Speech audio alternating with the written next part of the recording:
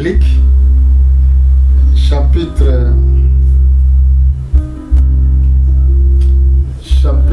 24, versets 44 et 45. Je lis au nom de Jésus. Puis il leur dit, c'est là ce que je vous disais lorsque j'étais encore avec vous, qu'il fallait que s'accomplisse tout ce qui est écrit de moi dans la loi de Moïse, dans les prophètes et dans les psaumes. Alors il leur ouvrit l'esprit afin qu'ils comprissent les Écritures. Que Dieu bénisse sa parole. Je salue mes frères partout dans le monde. Amen. Je suis homme de Dieu, Mvoula Philippe. Aujourd'hui, je voulais vous parler sur la compréhension des Saintes Écritures. Et quand vous venez à l'église, ici vous ne comprenez pas les Écritures, donc vous n'êtes pas, dans d'autres termes, ensemble avec votre Dieu. Parce que ici nous avons vu des cas des apôtres. Pendant que Jésus-Christ a été ressuscité, mais dans leur cœur, ils continuaient avec leurs doutes. Ils ne croyaient pas dans la résurrection, ils ne croyaient pas dans la prophétie. Et alors Jésus-Christ, quand il est apparu au milieu d'eux, il les a repris à cause de ce comportement-là. La Bible déclare, puis il leur dit, c'est là ce que je vous disais lorsque j'étais encore avec vous, qu'il fallait que s'accomplisse tout ce qui est écrit de moi dans la loi de Moïse, dans la prophétie, dans les prophètes, pardon, et dans les psaumes. Remarquez au verset 45, la Bible dit, alors il leur ouvrit l'esprit afin de comprendre les Écritures. Donc, ça veut dire, si quelqu'un connaît les Écritures, donc dans d'autres termes, il a eu la visitation de Dieu. C'est Dieu seulement qui peut permettre à toi de comprendre les Écritures. Alors, quand tu comprends les Écritures, là, c'est possible de marcher correctement avec Dieu. Quand tu comprends les Écritures, c'est possible d'avoir la crainte de Dieu. Parce que tu sais, si je sais que si je prends ce chemin, il y a des bandits qui sont devant, je ne les prêterai pas. Si tu sais que si je prends ce chemin, je peux avoir quelque chose, donc de mal, quelque chose de mal, je ne prêterai pas le chemin parce que je sais qu'est-ce qui se passe dans ce chemin-là. Et c'est pour cela, ici, la Bible dit, alors il leur ouvrit l'esprit afin qu'ils comprennent les Écritures. À ce cas-là, nous voyons beaucoup de sœurs, de frères qui viennent à l'église, qui assisent devant les hommes de Dieu, qui écoutent la parole de Dieu, qui ne comprennent même pas les Écritures, qui ne comprennent même pas les temps prophétiques. Tout ce que vous êtes en train de voir sur la Russie, tout ce qui se passe dans la politique, vous ne comprenez pas. Mais ceux qui lisent la Bible, ceux que Seigneur Jésus-Christ a donné l'esprit de comprendre les Écritures, ils savent que ce que nous commençons à voir, ou ce que nous sommes en train de voir dans nos yeux, ça dit, ça prédit quelque chose. Ça prédit la Troisième Guerre mondiale. Alors, nous sommes en train de voir ces choses. Mais seulement les vrais chrétiens qui comprennent bien les Écritures, qui peuvent dire que oui, le temps est proche. Pendant qu'ils savent que le temps est proche, ça change leur comportement, ça change leur façon de voir, ça change leur façon de penser. Parce que moi, je comprends tout. Je n'ai pas dit que je comprends vraiment parfaitement tout, mais quand je vois, lorsque je vois la Russie qui commence à menacer les États-Unis, la Russie qui commence à menacer l'Europe, je vois déjà l'Ézéchiel chapitre 38, et je vois déjà l'Ézéchiel chapitre 39, je vois directement le livre de Daniel chapitre 11, à partir du verset 40, je vois ces prophéties-là, que la Bible dit à cause de la Russie. Quand je vois leurs négociations avec la Chine, leur complicité avec la Chine, je comprends directement ce que la prophétie nous dit dans le livre de Daniel. Parce que la Chine, c'est le roi du Midi. Nous voyons que comment ils sont en train de préparer pour détruire les autres pays qui vont s'opposer contre eux, que j'éviterai de citer de noms. Je ne suis pas politicien, mais je comprends très bien, parfaitement les Écritures. C'est pour cela que je suis en train de prêcher. Je ne prêche pas pour gagner l'argent. Je ne prêche pas pour que je sois connu, mais je prêche au peuple prédestiné pour le royaume des cieux. Ce n'est pas tous qui viennent à l'église qui sont destinés. Regardez par exemple ici. Nous avons vu qu'il était un problème des apôtres. Mon apôtre, ça voulait dire un envoyé. Mais ici, les apôtres de Dieu, sans lui-même Jésus-Christ au milieu d'eux, c'était quelque chose d'impossible. Il ne peut pas comprendre les Écritures. Amen. Et c'est pour cela, quand vous comprenez, vous êtes en train de comprendre très bien les Écritures, votre désir dans votre cœur sera différent. Les pensées vos pensées, ils seront des pensées de Christ. Comme apôtre Paul dit, ayez à vous les sentiments qui étaient en Christ. Quand vous allez commencer à penser, vous n'allez pas penser les choses inutiles. Vous n'allez pas commencer à penser à avoir des richesses, avoir l'argent, avoir des maisons, des avions. Vous n'allez pas penser à ça parce que vous savez que toutes ces choses, ils sont des choses passagères. Vous allez se comporter comme des vrais chrétiens. Vous allez se comporter comme Abel se comportait. Il savait quel sacrifice que je dois ramener devant Dieu. Mais Caïn, pendant qu'il venait à l'église, Caïn, pendant qu'il voyait son père, Adam, présenter les offrandes à Dieu, mais il ne saisissait pas l'évangile. Il ne saisissait pas que les offrandes, quelles étaient les offrandes. Et beaucoup de serviteurs de Dieu aujourd'hui, ils ne saisissent pas la vision, ils ne saisissent pas ni la parole prophétique. Je vois beaucoup, ils parlent seulement de prophéties pour les gens. Je dis à quelqu'un, sachez-le, si tu vas faire ça, tu vas gagner ça. Dieu va te donner ça. Mais prêchez l'évangile. Jésus avait dit ceci, allez partout, tout le monde, prêchez l'évangile à toutes les créations. Celui qui croira, qui sera baptisé, sera sauvé. Celui qui ne croira pas sera condamné. Parce que l'évangile que nous sommes en train d'écouter, pour nous ramener à la perfection, pour nous ramener à la vie éternelle, pas nous sommes là pour les richesses du monde, pour le bien terrestre. Nous ne sommes pas appelés pour cela. Mais la Bible dit, écoutez bien, ceux qui prêchent l'évangile pour intérêt matériel, même si vous regardez les Saintes Écritures, ça va vous dire, ça va vous expliquer comment vous devez être béni par Dieu. Mais vous, quand vous venez, vous ne cherchez pas des choses meilleures. Vous ne cherchez pas ce qui peut vous donner la vie. Mais vous cherchez ce que ça peut satisfaire vos besoins. Regardez dans le livre de Matthieu, au chapitre 6, verset 32 jusqu'à 34. Car toutes ces choses, ce sont les païens qui les recherchent. Votre Père Céleste sait que vous en avez besoin. Cherchez premièrement le royaume et la justice de Dieu, et toutes ces choses vous seront données par-dessus. Ne vous inquiétez donc pas du lendemain, car le lendemain aura soin de lui-même. À chaque jour suffit sa peine. Lisez encore verset 31.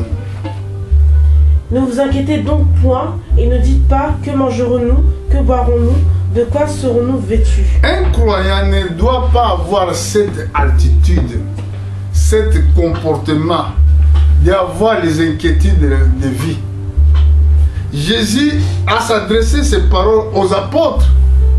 Ne vous inquiétez donc point, ne dites pas que mangerons-nous, que boirons-nous, de quoi serons-nous vêtus. Car toutes ces choses, ce sont les païens qui les cherchent. Votre Père Céleste sait que vous avez besoin. Donc il s'agit que Dieu sait ce que toi tu as besoin. Donc les comportements des païens, Le comportement des gens qui ne connaissent pas Dieu, ils cherchent les avoirs, ils cherchent les biens matériels. C'est ça leur pensée. Même quand vous partez à l'école pour cette but. Quand vous travaillez pour cette but. Donc, je cherche ce que je dois manger. Mais pour les vrais chrétiens, pour ceux qui ont fait l'expérience avec Dieu, ils ne cherchent pas toutes ces choses-là. Parce qu'ils le savent. Ils le savent que Dieu me donnera. Parce qu'il m'a promis. Seigneur le sait. Ce que Dieu sait, ce n'est pas mon problème. Il va me donner.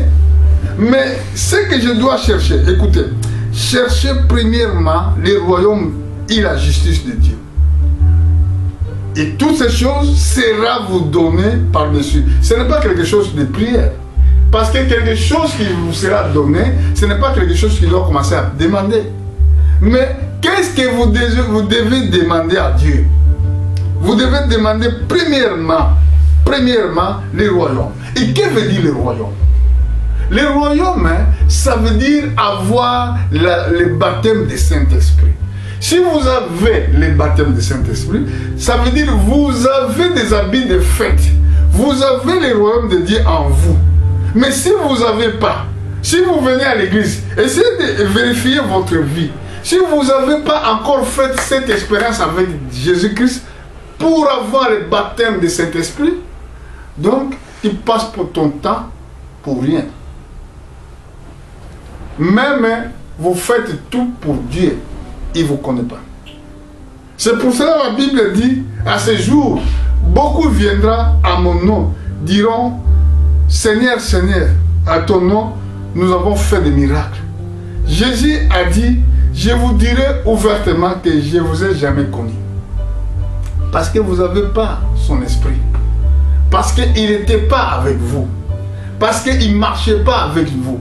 Ça doit être quelque chose d'inquiétude numéro 1. Parce que là, on voit le problème d'inquiétude au verset 32. Vous inquiétez donc, point. Là, dans le matériel. Mais, pour la vie, vous devez s'inquiéter à cause de cela. Pour avoir le baptême de Saint-Esprit, vous devez s'inquiéter. Ah, Seigneur, est-ce que tu es avec moi? Est-ce que tu marches avec moi? Beaucoup de gens, ils parlent de l'enlèvement. J'entends beaucoup. Ah, moi, tu seras enlevé. Est-ce que tu s'es posé déjà la question, est-ce que tu as le baptême de Saint-Esprit? Avant de parler de l'enlèvement. Ça sert à rien d'aller d'abord parler de l'enlèvement. Essayez de savoir, est-ce que moi, j'ai déjà reçu le Saint-Esprit? C'est ça qui doit être votre question. La Bible dit, car toutes ces choses sont des païens qu'ils cherchent votre Père Céleste. C'est ce que vous avez besoin. Les chrétiens, ils doivent vivre leur vie différemment avec ceux qui ne croient pas à la parole de Dieu. Parce que les païens, quand ils cherchent les païens, ça veut dire, ici, nous voyons que Jésus, il s'adressait aux Juifs. Quand il s'adressait aux Juifs, il montrait la différence entre ceux qui connaissaient Dieu, les Juifs, qui vivaient à la loi, et les païens qui n'avaient même pas la loi de Dieu. Mais aujourd'hui, les mêmes versets nous devons utiliser à ceux qui ne connaissent pas Dieu, à ceux qui n'acceptent pas, ceux qui n'ont pas encore reçu l'évangile de Christ.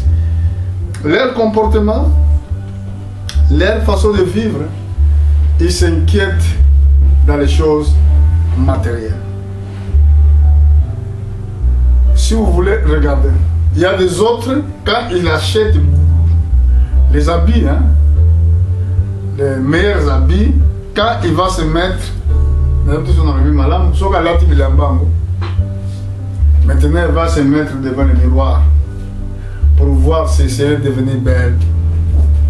Il va commencer à marcher, il prend son téléphone, il va commencer à montrer aux gens que je suis bien habillé. Si tu achètes de belles voitures, tu vas faire pareil. Il y a des autres, même quand il achète même une télévision, il va chercher de faire une petite fête afin que les gens regardent tout ce qu'il lui a acheté. Ce n'est pas ça. Ce que vous devez chercher, ce n'est pas les choses matérielles. Ce que vous devez chercher, c'est chercher la vie éternelle. Pour savoir que si vous avez la vie éternelle, vous devez savoir, est-ce que vous avez reçu d'abord le baptême du Saint-Esprit? Je vais vous montrer le verset. Donc si vous n'avez pas encore reçu, ça ne sert à rien, arrêtez de parler de l'enlèvement. Arrêtez. Pourquoi vous allez parler de quelque chose qui est encore plus loin? Mais ce que Dieu a donné comme priorité, vous n'avez pas encore eu.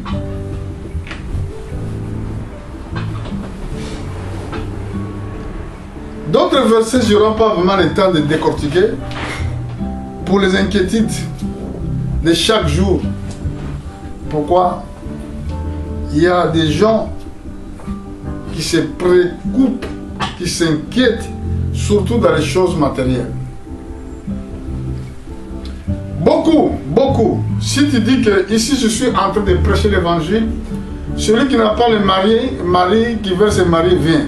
Celui qui voulait avoir l'argent vient. Celui qui voulait avoir ça, ceci vient.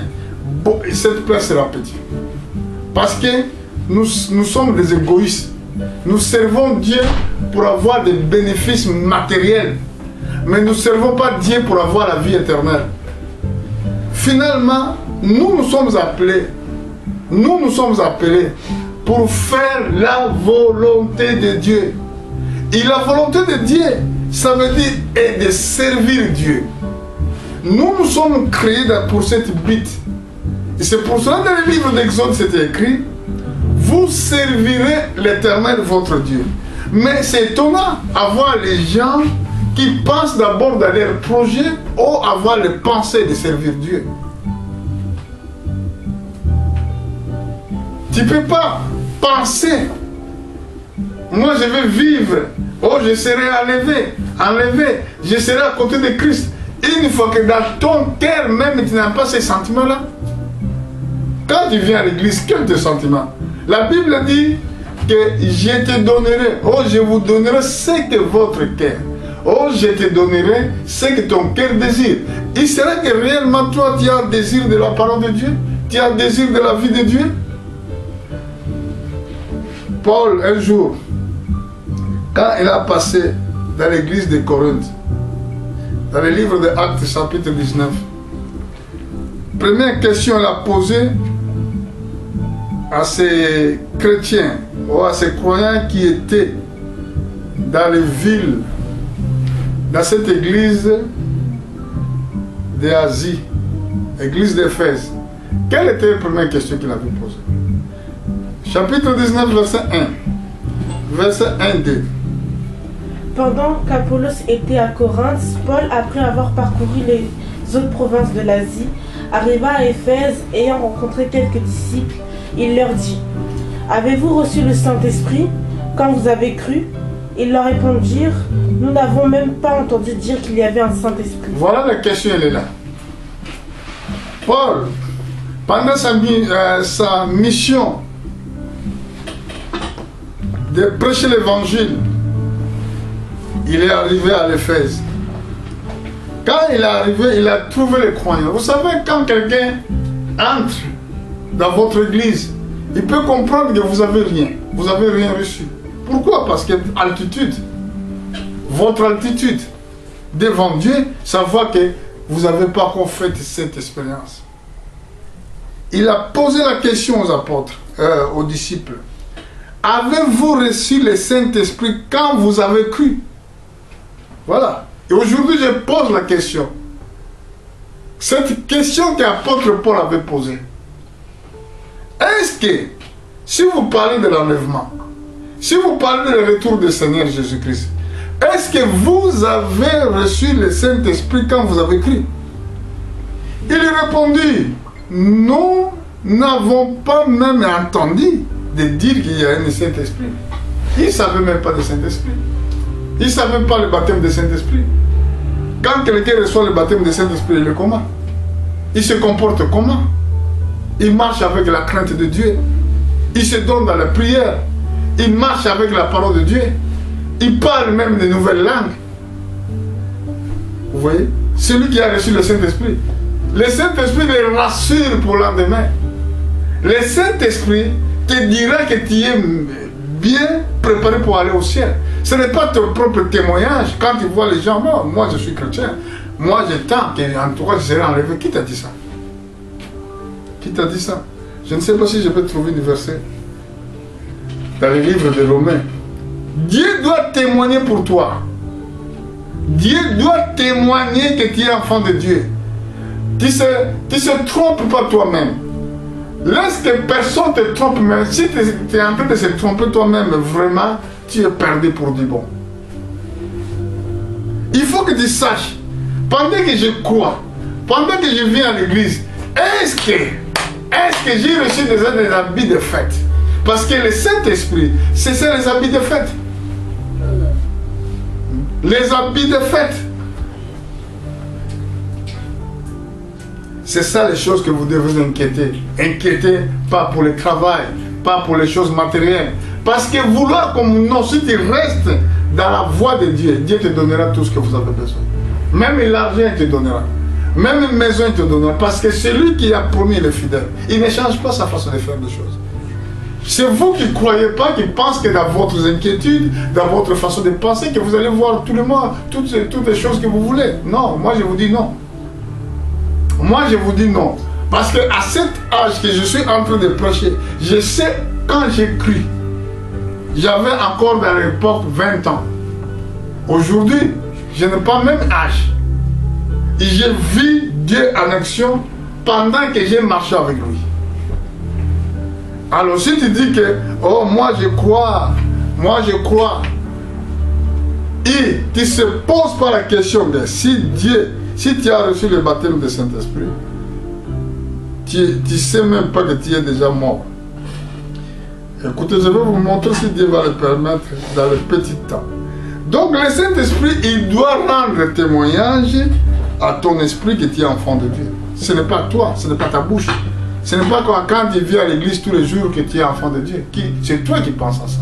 Il y a un peuple de Dieu, il y a des enfants de Dieu. Mais être enfant de Dieu, si tu es né de nouveau, et si tu es né de nouveau, maintenant, tu es devenu fils de Dieu, ou enfant de Dieu, à travers l'adoption. Parce que nous ne sommes pas nés des fils de Dieu. Nous sommes nés des fils des hommes. Mais à travers la parole de Jésus-Christ, quand nous croyons, il nous transforme. Il nous adopte dans son royaume. C'est là que nous sommes devenus les enfants de Dieu. C'est ça les choses que vous devez s'inquiéter. Non dans les choses du monde. Non dans le matériel.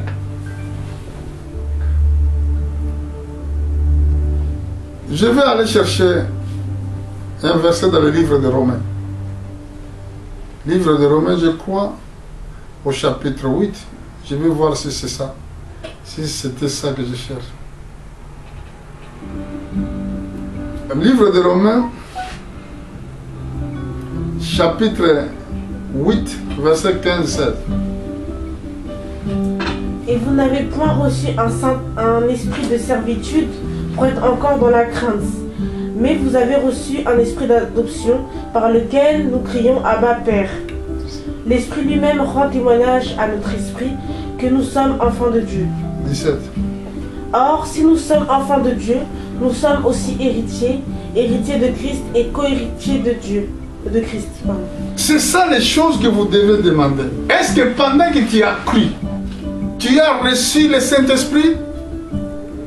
Paul avait posé cette question à l'église d'Éphèse. Et aujourd'hui, je le pose à mes frères partout dans le monde. Donc, si tu n'as pas encore reçu le Saint-Esprit, vous devez commencer à s'inquiéter à partir d'aujourd'hui. Si je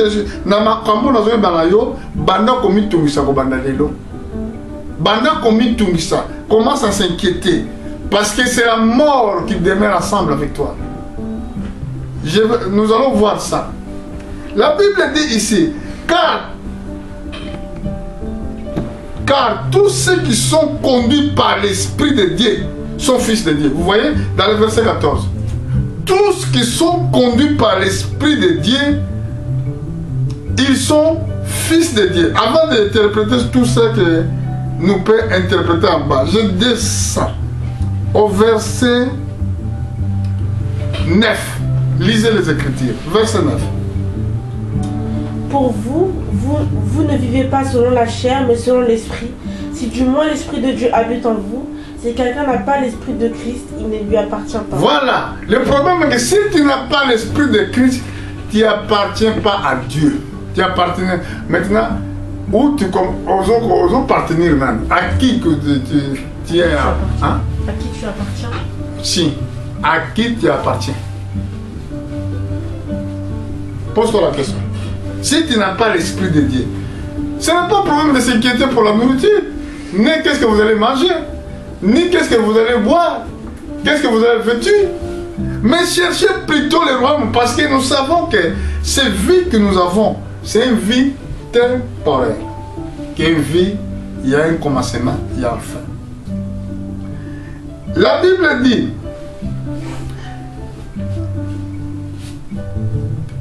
si Christ est en vous, le corps est vrai, est mort à cause du péché. Donc, ça veut dire votre corps ne sera plus dominé pour le péché, mais l'esprit vit à cause de la justice. Ici, l'esprit de celui qui a ressuscité Jésus-Christ entre les morts habite en vous. Celui qui a ressuscité Jésus-Christ entre les morts rendra aussi la vie à votre corps mortel par son esprit qui habite en vous. Ça veut dire, si vous avez le baptême de Saint-Esprit, ça ne sert à rien d'avoir la crainte de la mort. Ça ne sert à rien. Parce que l'esprit rendra vie dans votre corps qui est mortel. Parce que cet corps est mortel. Voilà, et c'est vous devez s'inquiéter à ces choses. Parce que si vous avez l'esprit de Dieu, vous avez la garantie de vie éternelle. Je ne sais pas si j'aurai le temps d'aller jusqu'à là.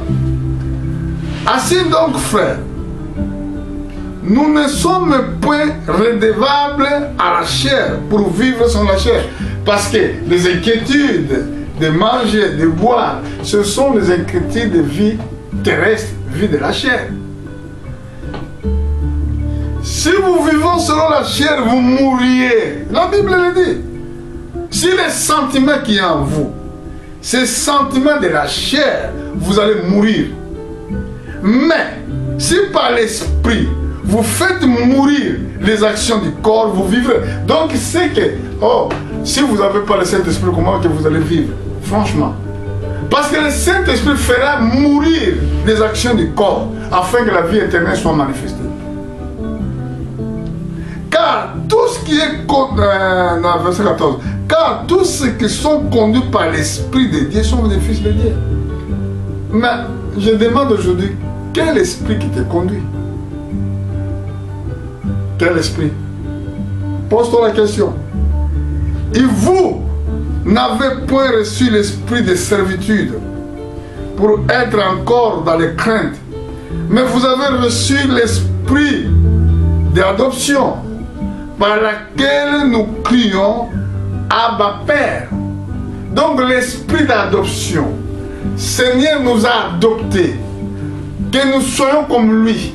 C'est pour ça dans les Écritures, dans les livres de Matthieu chapitre 5, si vous regardez à partir du verset 42, 43, jusqu'à 46, c'est écrit, soyez parfaits comme votre Père est parfait. Nous devons être identiques comme Dieu lui-même, être parfaits comme lui, parler comme lui, prier comme lui, marcher comme lui. Voilà ceux qui sont préparés pour avoir la vie éternelle. Il vous donnera ce que votre cœur désire. Celui qui est conduit par la chair, il ne peut pas avoir le sentiment d'aimer Dieu. C'est difficile. Il ne peut pas avoir ce sentiment-là. Il ne peut pas avoir le sentiment de gêner, de prier, de lire la Bible. C'est impossible. La Bible a dit,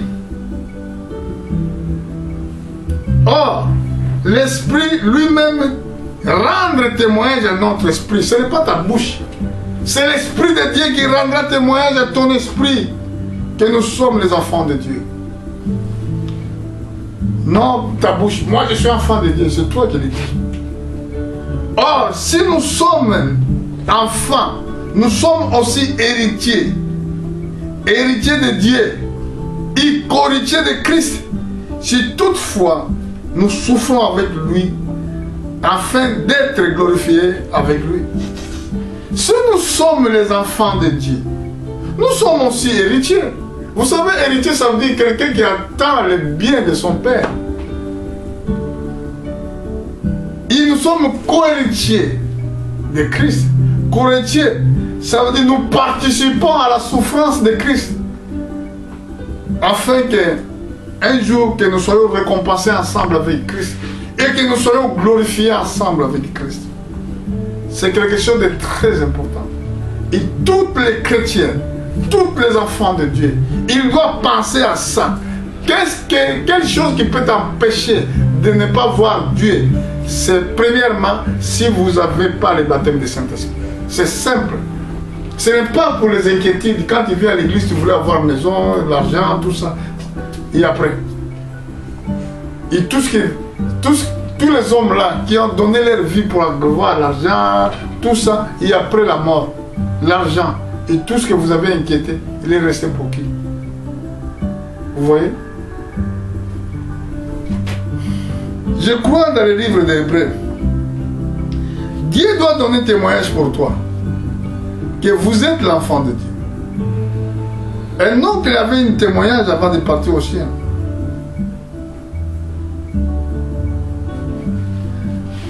Hébreux chapitre 11, verset 5. Jusqu'à verset 6. C'est par la foi qu'Enoch fut enlevé pour qu'il ne vit point la mort et qu'il ne parut plus parce Dieu l'avait enlevé. Car avant son enlèvement, il avait reçu le témoignage qu'il était agréable à Dieu. Or, sans la foi, il est impossible de lui être agréable, car il faut que celui qui se rapproche de Dieu croit que Dieu existe et qu'il est le rémunérateur de ceux qui le recherchent. Est-ce que vous avez compris ici? Amen. Enoch était homme comme toi et moi. Il servait Dieu sur la terre. Il marchait avec Dieu sur la terre. Mais, comme il marchait avec Dieu, comme il faisait ce qui était agréable pour Dieu, Seigneur l'enleva. Il n'a pas vu la mort. C'est ça qui va se passer dans ce dernier temps, dans ce temps de la fin. Ça a été déjà fait. Enoch était le 7e des patriarches. C'était 7e génération après Adam. Mais c'est la même chose qui sera dans notre temps, dans le 7e âge de l'Église, que l'enlèvement sera fait. Et c'est pour cela, Jésus-Christ qui était souverain sacrificateur, Aaron qui faisait l'œuvre des souverains sacrificateurs, il portait le sang des boucs, il portait le sang de l'agneau, il portait le sang des taureaux devant les lieux très saints, dans le temple, dans le tabernacle, pour faire l'expression cette fois, les yeux fixés vers Orient. Pourquoi? Cette fois symbolisait l'œuvre de Christ. Cette fois symbolisait le temps l'Église va passer sur la terre où le sang de Christ fera, je ne sais pas si j'ai bien dit, les couvertures. Et alors, je vais voir ce verset d'Enoch dans le livre de Jude avant que je finisse ici. Nous avons la promesse dans l'enlèvement. La Bible nous dit, avant son enlèvement. Car avant son enlèvement, il avait reçu les témoignages qui étaient agréables à Dieu. Donc, comment toi tu parles à Dieu que je serai enlevé comme c'est toi qui vas le faire? Enlèvement, ce n'est pas toi qui vas le faire. C'est Dieu qui le fera pour toi. Alors, avant que Dieu le fasse pour toi, il doit avoir, le Saint-Esprit doit donner témoignage que tu es enfant de Dieu. La Bible dit encore, or sans la foi, il est possible que lui être agréable, car il faut, c'est un impératif, c'est une ordre, il faut que celui qui s'approche de Dieu croit Dieu existe, ça c'est la première condition, et qu'il est le rémunérateur de ce que lui cherche. il est le rémunérateur. Bon, si vous ne croyez pas, c'est ça, ça montre que vous ne lisez pas la Bible, vous n'écoutez pas la parole de Dieu, vous ne priez pas et vous attendez un enlèvement. Et c'est je sais que c'est un temps difficile, c'est un temps très très difficile que je suis en train de faire ce travail. Peut-être nous avons compris que nous n'avons plus beaucoup de temps pour vivre sur la terre. Mais je veux voir encore un problème d'Enoch que j'ai cité, qu'il était le 7e. Le 7e de patriarche. Avant son enlèvement. Nous sommes dans le livre de Jude, verset 14. C'est aussi pour eux qu'Enoch, le 7e depuis Adam, a prophétisé en ces termes. Voici le Seigneur est venu avec les saints myriades. Donc Enoch, elle était le 7e. Le 7e de patriarche. Et c'est comme cela, ça a été déjà prédit. Ce qui était passé dans l'Ancien Testament, c'était l'ombre des choses à venir. Et c'est pour cela, souverain sacrificateur, il faisait l'œuvre des sacrificateurs, il utilisait le sang de l'agneau, sang de bouc, pour faire expression cette fois. Jésus-Christ, Dieu a créé la terre pendant 6 jours, 7e jour, il se reposa. Il nous a révélé dans la création, l'œuvre de la création, que un jour, dans le 7e âge de l'Église, le monde va se reposer. C'est pour cela, même les politiciens ne peuvent pas comprendre ces choses. Parce que ce n'est pas les choses que nous devons comprendre dans l'intelligence, sagesse, intelligence charnelle. C'est impossible de comprendre ces choses-là dans notre intellect.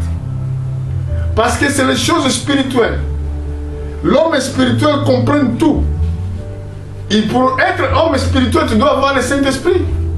Et si tu n'as pas le Saint-Esprit, comment tu dois être homme spirituel? C'est impossible.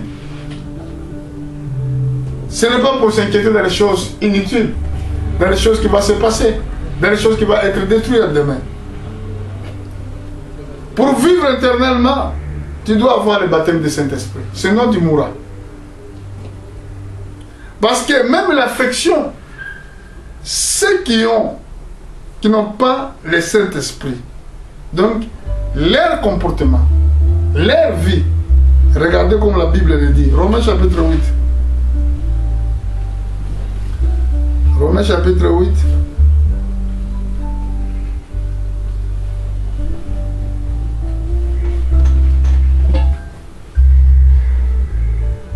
Verset 5 jusqu'à 7. Ceux en effet qui vivent selon la chair s'affectionnent aux choses de la chair, tandis que ceux qui vivent selon l'esprit s'affectionnent aux choses de l'esprit. Et l'affection de la chair, c'est la mort, tandis que l'affection de l'esprit, c'est la vie et la paix. Est-ce que vous comprenez? C'est le problème, c'est ça. Si vous n'avez pas le baptême du Saint-Esprit, votre affection, il sera dans les choses de la chair. Et la Bible nous dit,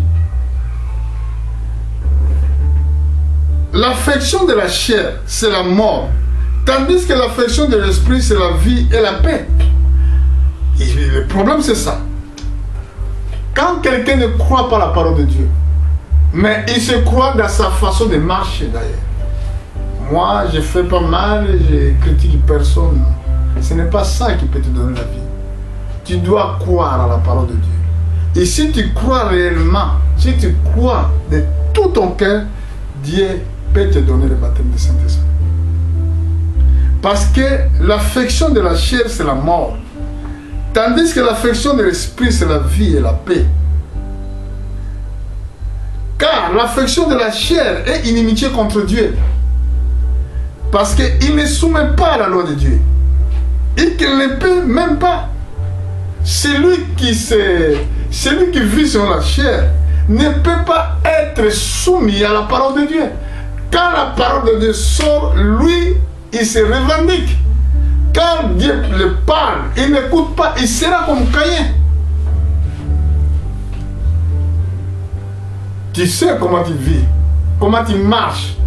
Mais si tu penses dans ta tête qu'un jour je vais voir le Seigneur, commencez à réparer d'abord tes comportements. Tomber, parce que c'est ça les choses que vous devez avoir comme inquiétude. Pas dans les choses terrestres. Amen. Est-ce que vous comprenez? Amen.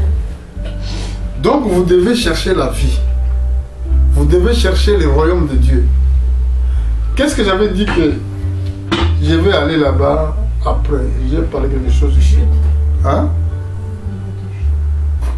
J'avais dit quelque chose. Vous voyez? Donc vous devez détruire dans votre pensée les sentiments qui est sentiment terrestre, de l'intelligence terrestre. Tous les rois, les ministres, même beaucoup de footballeurs qui ne sont pas prédestinés, ils ne peuvent pas comprendre toutes ces choses que je suis en train de dire.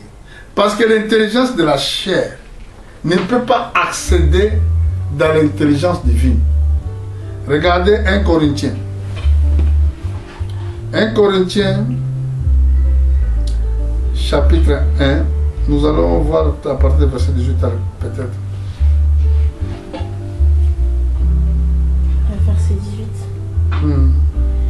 Car la prédication de la croix est une folie pour ceux qui périssent, mais pour nous qui sommes sauvés, elle est une puissance de Dieu. Aussi, est-il écrit, je détruirai la sagesse des sages et j'anéantirai l'intelligence des intelligents. Où est le sage, où est le scribe, où est le disputeur de ce siècle? Dieu n'a-t-il pas convaincu de folie la sagesse du monde? Car puisque le monde avec sa sagesse n'a point connu Dieu dans la sagesse de Dieu, il a plu à Dieu de sauver les croyants par la folie de la prédication. Amen. Amen. Donc l'intelligence du monde, les rois de la terre, ne peut pas accéder à la connaissance divine. Là, ils sont en train de penser dans leur gloire. Moi, je voulais être roi. Moi, je voulais être président. Moi, c'est moi qui je vais diriger. C'est moi qui je vais négocier la paix. Vous avez... Ils sont remplis dans l'intelligence charnelle parce qu'ils ne sont pas destinés.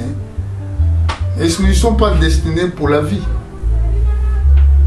C'est pour cela que la Bible dit ici. Dieu avait dit, je détruirai les sagesses des sages. Et je néantirai l'intelligence des intelligents. Ceux qui pensent qu'ils sont intelligents. Où est la sagesse? Où est les sages? Où est les scribes? Où est les disputeurs de ce siècle? Cet siècle que je suis en train de prêcher. Dieu n'est-il pas convaincu de folie la sagesse du monde? Car puisque le monde avec sa sagesse n'est point connu Dieu. Donc ils ne connaissent pas Dieu. Dieu, dans la sagesse de Dieu, a pris de Dieu de sauver les croyants par la folie de la prédication. Dieu veut te sauver à travers dans la folie de la prédication. Ce que je suis en train de prêcher. Je vais aller au chapitre 2. Rapidement, nous allons regarder à partir du verset 6. Chapitre 2. Cependant, c'est une sagesse que nous prêchons parmi les parfaits, sagesse qui n'est pas de ce siècle, ni des chefs de ce siècle, qui vont être anéantis. Nous prêchons la sagesse de Dieu, mystérieuse et cachée de Dieu, avant les siècles avait dessiné pour notre gloire. Écoutez, cependant, c'est une sagesse que nous prêchons parmi les parfaits. Je ne sais pas si toi tu es parfait. Cette sagesse que je ne le prêche pas pour tous, mais je le prêche parmi les parfaits. Sagesse qui n'est pas de ce siècle, ni des chefs de ce siècle qui vont être anéantis. Donc vous savez que les chefs là que vous voyez, un jour ils seront anéantis. Nous prêchons la sagesse de Dieu mystérieuse et cachée que Dieu avant les siècles avait destinée pour notre gloire. Il a caché ses sagesses pour nous, afin que personne ne peut accéder dans cette connaissance. Sagesse qu'aucun des chefs de ce siècle connaît. Car si ils ont connu qu'il n'y aura pas crucifié le Seigneur de gloire, s'ils savaient cette sagesse, ils ne peuvent pas crucifier Jésus. C'est pour cela, tous qui ont reçu cette grâce, Dieu les a couronnés avec le baptême du Saint-Esprit. Alors qu'est-ce que le Saint-Esprit fait avec nous? Verset 10.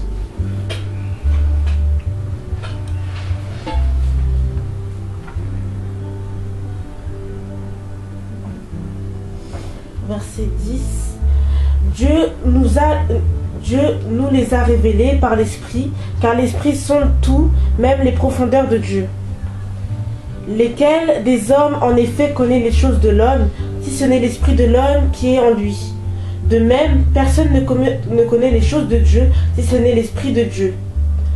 Or, nous n'avons pas reçu l'Esprit du monde, mais l'Esprit qui vient de Dieu, afin que nous connaissions les choses que Dieu nous a données par sa grâce. Et nous en parlons non avec les discours qu'enseigne la sagesse humaine, mais avec ceux qu'enseigne l'Esprit, employant un langage spirituel pour les choses spirituelles. Mais l'homme animal ne reçoit pas les choses de l'Esprit de Dieu, car elles sont une folie pour lui, et il ne peut les connaître parce que c'est spirituellement qu'on en juge. L'homme est spirituel, au contraire juge de tout, et il n'en est lui-même jugé par personne. Car qui a connu la pensée du Seigneur pour l'instruire? Or, nous avons la pensée du Christ. Amen. Amen. Nous avons les pensées de Christ. Quand nous avons l'Esprit de Christ, c'est pour cela que nous sommes en train de décortiquer. Même la guerre d'Ukraine, ça va engendrer quelque chose. Mais les vrais croyants, ils doivent se préparer pour l'enlèvement. C'est pour cela, si vous n'avez pas le baptême du Saint-Esprit, c'est très difficile pour vous de comprendre toutes ces choses qui se passent actuellement dans les temps que vous êtes en train de vivre. Parce que l'Esprit de Dieu sonde même les profondeurs de Dieu. Laquelle de l'homme, en effet, connaît les choses de l'homme? Ce n'est que l'Esprit de l'homme qui est en lui.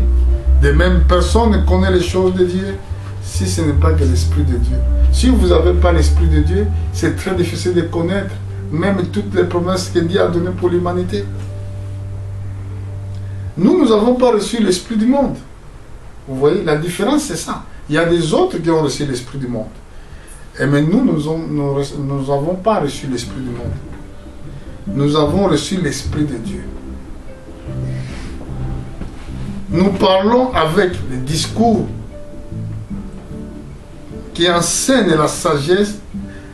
Nous parlons non avec les discours qui enseignent la sagesse humaine, mais avec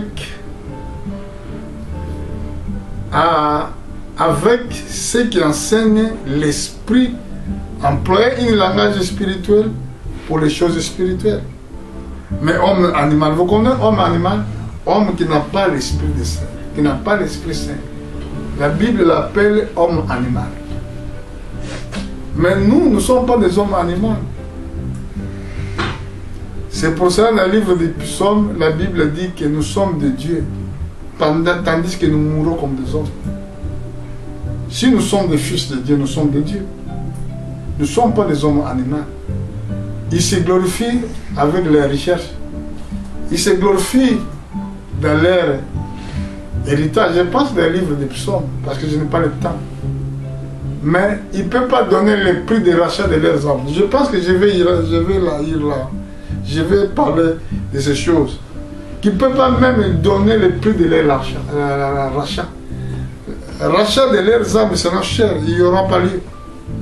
La Bible le dit, je vais chercher ce verset. Je pense que c'est le verset que je voulais donner pour finir. Ils ne seront pas là. Parce que si vous n'avez pas l'Esprit de Dieu, c'est fini, vous n'avez pas la vie éternelle avec vous. Vous allez mourir. Ce n'est pas tous les témoignages que nous entendons que oh, j'ai vu quelqu'un en enfer, il faisait ça, il faisait ça. Donc sur la terre, il n'avait pas l'Esprit de Dieu. Et ça doit être votre inquiétude. Mais pour deux versets, je préfère de donner le verset, de montrer la fin des hommes animaux, comment il finira leur vie. Le rachat de leur vie sera cher. Je ne sais pas si le chapitre 40.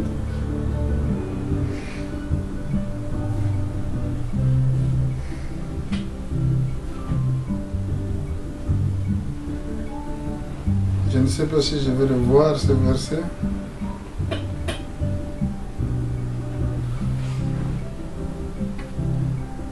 Bon, si je ne le vois pas, ce n'est pas grave. Je reviendrai. Oh, je le mettais dans les détails.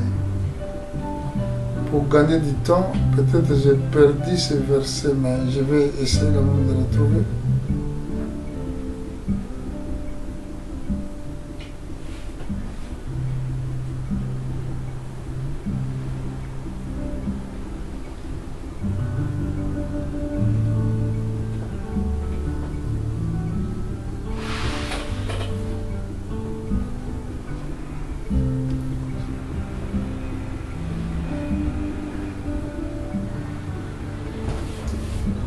Amen. Donc,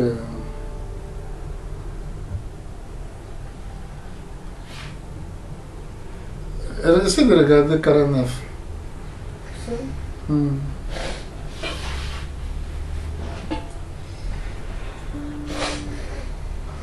49 verset, commencez à verset 2.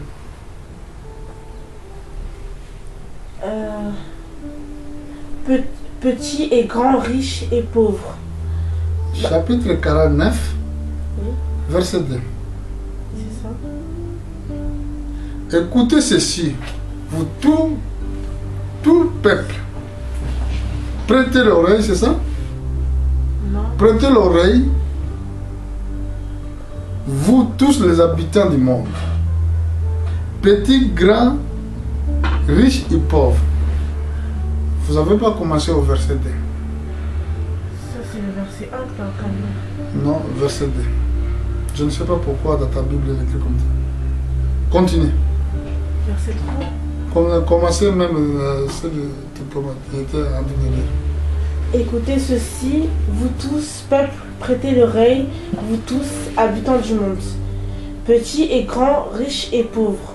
Ma bouche va faire entendre des paroles sages et mon cœur a des pensées pleines de sens. Je prête l'oreille aux sentences qui me sont inspirées. J'ouvre mon chant au son de la harpe. Pourquoi craindrais-je au jour du malheur lorsque l'iniquité de mes adversaires m'enveloppe? Ils ont confiance en leurs biens et se glorifient de leur grande richesse. Ils ne peuvent se racheter l'un l'autre ni donner à Dieu le prix du rachat. Le rachat de leurs âmes est cher et n'aura jamais lieu. Ils ne vivront pas toujours, ils n'éviteront pas la vue de la fosse. Est-ce que vous avez compris? Ils n'éviteront pas la vue de fosse. Écoutez bien. Écoutez le monde. Suivez-moi bien dans cette verset. La Bible dit: écoutez ceci, vous tous les peuples, prêtez à oreille, vous tous habitants du monde. Petits et grands, riches et pauvres.